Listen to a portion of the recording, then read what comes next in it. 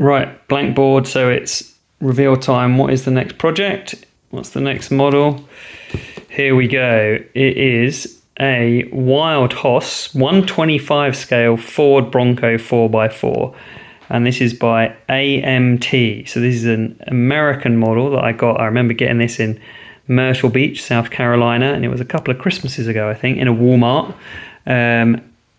Still got the cellophane on. Retro Deluxe. Special features include 2-wheel options, expanded decal sheet, and vintage packaging. And the packaging is cool, but, you know, as a special feature as a model, yeah, don't know. Anyway, story about the packaging, which you can see there, is absolutely massacred.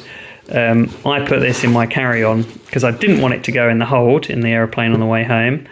And basically, even though we didn't have too much carry-on, we were met with a very zealous or overzealous member of gate staff, and they made us put it in carry-on, repack a bag, put it in the hold, and lo and behold, the box got munched, which I'm a bit annoyed about, although of course we'll build the model and the box will go in the bin, so I guess I have to get over it.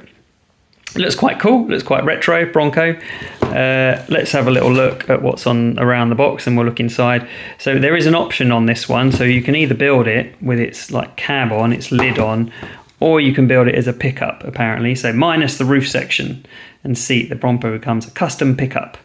So that's an option that you can do for modelers 10 years and up. Now I have built an AMT model before. Oh, if you bear with me, I'll pull it across. Hopefully it's not going to fall apart. And here it is, for those of you that remember, it was this like stock car, it was this Chevelle. So I have built an AMT model before. Oh, one of the wheels fell off. And yeah, they're a bit more complicated than Airfix. We'll have a look inside, we'll look at the instructions. I seem to remember the quality wasn't as good as Airfix, but this was about $25, so about 20 quid-ish, maybe a shade under, which is probably a similar price to a car Airfix model. Anyway, let's keep our tour around the box. Suggestion of paints, so I've got some paints, we'll do our own thing. Haven't decided what options or what it's going to look like. I quite like this look, but we'll see what paints I've got and see how it can turn out. Still our tour of the box continues.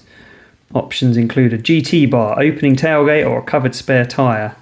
Interior includes bucket seats, console and sport steering wheel, low mount mirrors, rugged 4x4 drivetrain, and then there's a bit of a blurb there that talks to you about the Bronco and its V8 transmission and all this kind of stuff. I'll hover over that for a moment. You can build a stock Bronco or create a custom pickup by omitting the roof section. So yeah, a few options to think about. Incidentally, for those that remember, maybe not live, maybe having watched a show recently, we did watch a show on Netflix about O.J. Simpson. The Bronco was the white Bronco, maybe not this particular model, but was the car that O.J. Simpson had his infamous car chase on in LA on the highway. Right, let's flip it over to the back. Official Ford license product. You can scan to play, scan for your journey. I think I did that last time and I don't think it really did much on the previous model I did, but it shows you effectively the sprues and all the bits and pieces you're going to get. I seem to remember the tyres were rubber and there were some real metal parts in this Chevelle, so be interested to see what gets in there, or sorry, what's in the box. Just looking at other stuff. Skill level 2, here it says 14 plus, even though on the side of the box here it says for modelers 10 years and up, so not sure what's going on with that. Anyway, that is the outside of the box. We will have a look inside of the box at the risk of an unboxing of a plastic model video being too long and tedious, but there we go. That is the Ford Bronco next project.